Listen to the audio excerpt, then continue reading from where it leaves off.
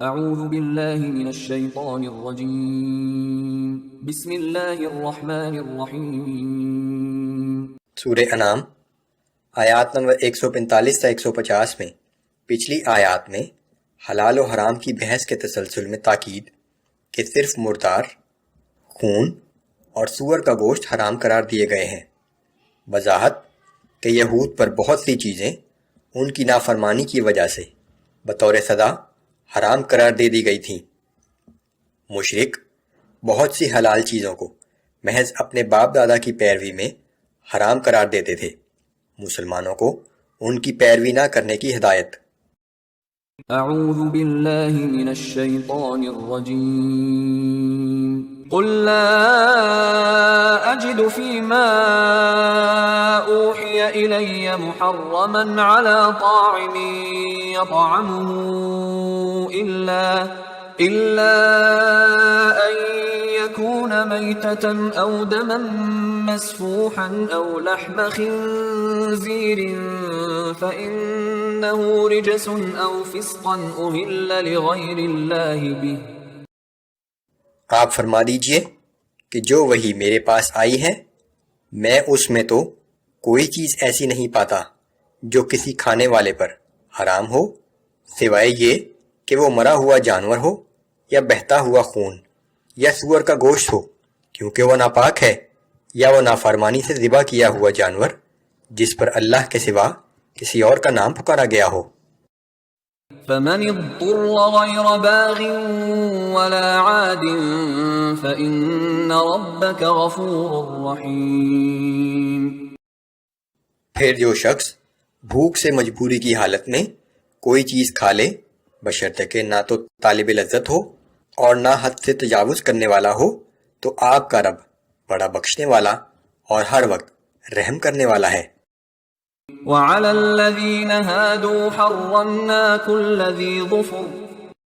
اور یہود پر ہم نے تمام ناخن والے جانور حرام کر دیے تھے۔ ومن البقر والغنم حرمنا عليهم شحومهما إلا ما حملت ظهورهما أو الحوايا أو ما اختلط بعظم۔ اور گائے اور بکری میں سے ان دونوں کی چربیاں ان پر ہم نے حرام کر دی تھیں، سوائے وہ چربی جو گائے اور بکری کی پشت پر یا انتڑیوں میں لگی ہو یا ہڈی سے ملی ہوئی ہو۔ ذلك جزيناهم ببغيهم وإنا لصادقون۔ ہم نے ان کو یہ سزا ان کی شرارت و سرکشی کے سبب دی تھی، اور بے شک ہم جو کچھ کہہ رہے ہیں بالکل سچ ہے۔ فَإِن كَذَّبُوكَ فَقُل رَّبُّكُمْ ذُو رَحْمَةٍ وَاسِعَةٍ وَلَا يُرَدُّ بَأْسُهُ عَنِ الْقَوْمِ الْمُجْرِمِينَ۔ اگر اب بھی یہ لوگ آپ کو جھٹلائیں تو ان سے کہہ دیجئے کہ تمہارا رب بڑی وسیع رحمت والا ہے، لیکن یہ سمجھ لو کہ مجرموں سے اس کا عذاب ہمیشہ کے لیے ٹالا نہیں جا سکتا۔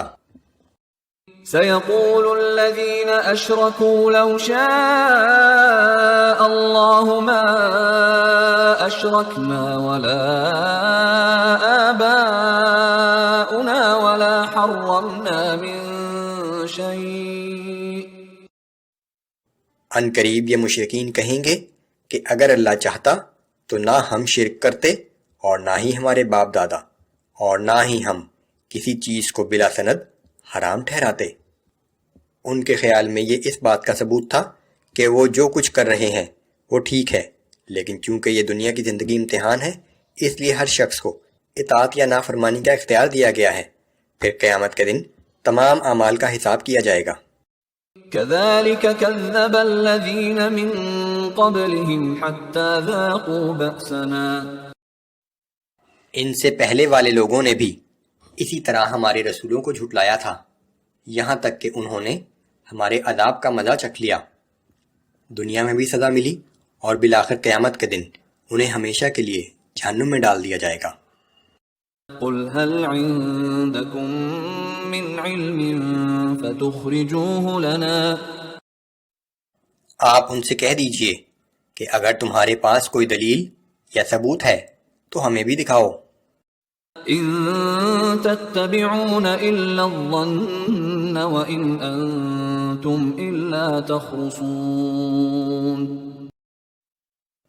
تم تو محض گمان کی پیروی کرتے ہو اور صرف قیاس آرائیاں ہی کرتے ہو۔ قل فللہ الحجة البالغة فلو شاء لہداکم اجمعین۔ آپ فرما دیجئے کہ اللہ ہی کی حجت کامل اور غالب ہے، اگر وہ چاہتا تو تم سب کو ضرور ہدایت دے دیتا، لیکن اس نے اطاعت یا نافرمانی کرنے کے فیصلے کا اختیار ہر شخص کو دے دیا ہے کہ یہی دنیا کی زندگی میں آزمائش ہے۔ قل هلم شهداءكم الذين يشهدون أن الله حرم هذا، آپ ان سے فرما دیجئے کہ تم اپنے ان گواہوں کو پیش کرو جو گواہی دیں کہ ان سب چیزوں کو اللہ ہی نے حرام کیا ہے۔ فإن شهدوا فلا تشهد معهم، پھر اگر ان کے گواہ اس قسم کی شہادت دے بھی دیں تو آپ ان کی تصدیق نہ کیجیے۔ ولا تتبع أهواء الذين كذبوا بآياتنا والذين لا يؤمنون بالآخرة وهم بربهم يعدلون، اور ایسے لوگوں کی خواہشات کے پیچھے نہ چلیے جو ہماری آیات کی تکذیب کرتے ہیں اور آخرت پر ایمان نہیں رکھتے اور اپنے رب کے ساتھ دوسروں کو برابر کا شریک ٹھہراتے ہیں۔